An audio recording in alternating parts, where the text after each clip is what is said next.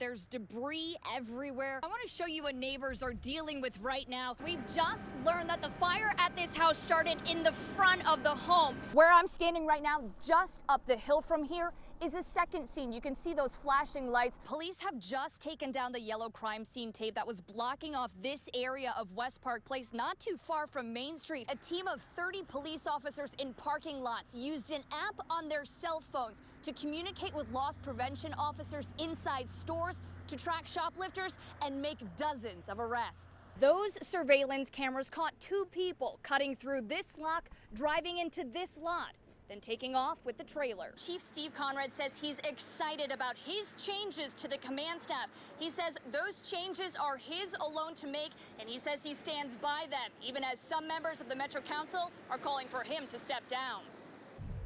Kentucky Tech 383, Paul Sanger. We have a stop, 17th and Dumino. Going hot. And every time we enter those locations, Driver's digging. it's a consistent fact. Nobody moved. We go in, we come out with guns. The first thing I see is just the very, you got any of the guns on you? Tail end, the very bottom of a gun. The LMPD's 9th Mobile Division patrols in the city's deadliest and most dangerous neighborhoods. They say criminals are getting their hands on higher quality weapons, and it's their job to get those guns off the streets. You learn a lot real quick on how to spot unusualness. According to police data, the 9th Mobile has seized more than 550 guns so far this year. That's about 2% more than the unit seized for all of last year. These individuals are possessing Glocks, 6-hour, a lot of really high-end, great-made weapons. 9th Mobile Commander Major Billy Hibbs says about 14% of guns seized so far this year have been reported stolen. He says criminals are targeting people who leave their guns inside their cars, sometimes with the doors unlocked. They'll go through a neighborhood all night long while we're all asleep, and somebody's come home from work, they're tired, they want to hit the bed, they forgot to bring their weapon in or just don't. And many of these guns taken from vehicles are higher quality and were purchased legally before being stolen. Guns have become a status symbol on the streets. If you're gonna have a gun now, it's like a pair of tennis shoes. You might want to have a good one. You know, what are you carrying? It's the same thing as a nice pair of shoes or a quality shirt, whatever the case may be. He's taking off now. The unit is also seeing an almost 20% spike in the number of convicted felons caught with guns compared to last year. We've had individuals we've encountered multiple times, and we were responsible for them getting their convicted felon status, and yes, we encounter them again with weapons. Some of those guns, like this revolver seized during a traffic stop, have their serial numbers scratched off. Which is the arrestable offense, is what he's being arrested on. You can't have a gun with the serial number unreadable on it. Hibbs believes the 9th Mobile is getting results. Since the division started in September of 2015, more than 1,200 guns are off the streets. These detectives we have here they've watched individuals mature in these areas as they've matured as detectives in this unit, and it's been fantastic, and the results show it. And he says the community is reaping the benefits. But we work hard, and we do it in the areas where people want us. And when we go there, we leave, and we've got numbers. Homicide detectives say a group was playing a dice game in the backyard of one of these homes. They say there was a fight, someone pulled out a gun and started firing shots. 7-year-old DeQuante Hobbs Jr. was sitting inside of his home and was hit and killed by a stray bullet. Now, police want to talk with anyone who was at that game.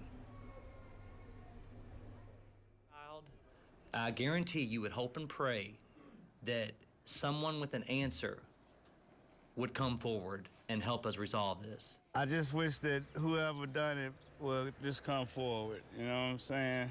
I mean, really man up, you know, you made a mistake, but you got to own up to the consequences, so. One person after another stopped by the home where DeQuante Hobbs Jr. used to live on West Madison Street. It's sad because he didn't ask for it, you know, he didn't have a chance to really live his life.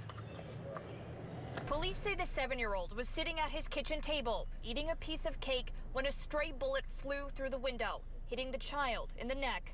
He died a few hours later at Norton Children's Hospital. It takes a community, you know what I'm saying, to come together in order to be able to, I can't really say stop it, but come together and speak out. The lead homicide detective says a dice game turned into a fight and someone pulled out a gun and started shooting.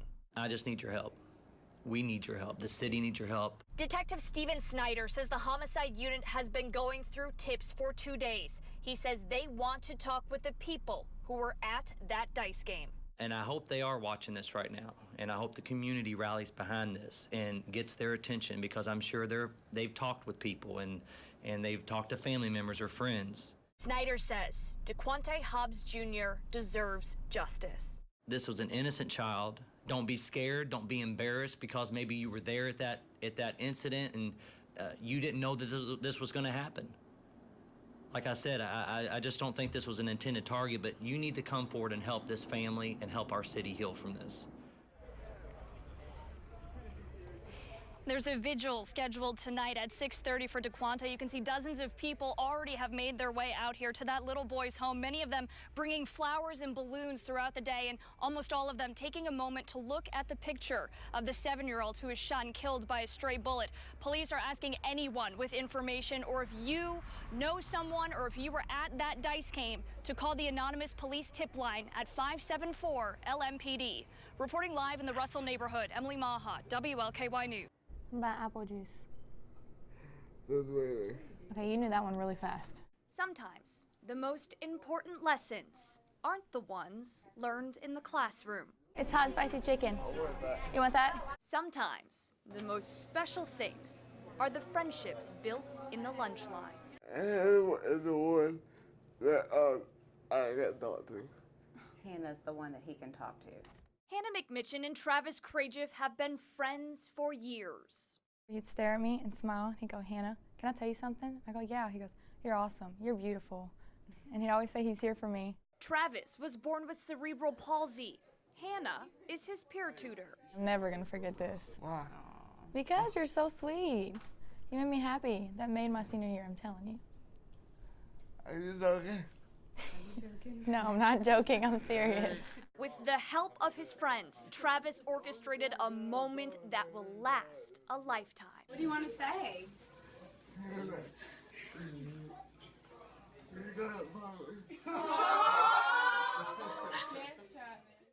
And he told everybody before I came in there, he said, Hannah's gonna flip out. So I got in here and I almost cried because it was so cute. Is that awesome for you? Yeah, it kind of is. While his sign says, I might strike out asking, but will you go to prom with me? Travis hit a home run. Everybody gets dates to prom, and it's usually just a boy, and you just go to prom, and that's it. You take your pictures. But Travis, like, I'm so proud to go to prom with him, and he's so excited to be my day and for me to go with him. So it makes me really happy. Thank you, Hannah. You're welcome. Here, go to the right. For now, these two friends will keep roaming the halls of Fairdale High together. Prom is just around the corner. Will you guys stay friends forever? Yeah. Yeah. When the Southern Trojans hit the football field tonight for homecoming, they'll be wearing their home jerseys, but it's their away jerseys that are being worn by someone special. Homecoming isn't something to miss at Southern High School. All of this leading up to the big football game. Soak up the memories with my brothers and try throwing a touchdown pass every once in a while. But before crowds fill the stands and the team takes the field, the football players have an important job to do. They've got to give away their jerseys to someone who's made a difference in their lives. I think a lot of them instantly had a teacher in mind that they would like to give their jersey to. Head coach Michael Gossett started the tradition before this season's first home game. Now, it's something the players look forward to every week. My wrestling coach, Coach Tapman, every single time. Why? That's the person he's changed my life the most, and I appreciate him for that. Tapman. Each player Finally. Waiting for it. has a special reason for choosing their teacher. Coach Latshaw. Who's that? The gym teacher. He was in the Army, so I kind of respect him for that. And with me giving him my jersey, This is for you. it makes me feel like I can respect him by letting him wear my jersey on game days. This has been a great pleasure. It's an honor for me to wear this. So thanks very much, Mike. Thank you, Coach Latshaw. My pleasure. It's a weekly ritual made a little more special on homecoming. 3 weeks in a row. Hi. Santiago. Thank you. You're welcome. Wow, I get to wear your jersey tonight. Yes, sir. Yes, ma'am. Thank you so much. You're welcome. It makes me feel really good, and that's what I always try to do. And I've also learned a lot from him too, and it's been a pleasure being his teacher. It's one of those feelings that sends chills up you, knowing that you're making a difference.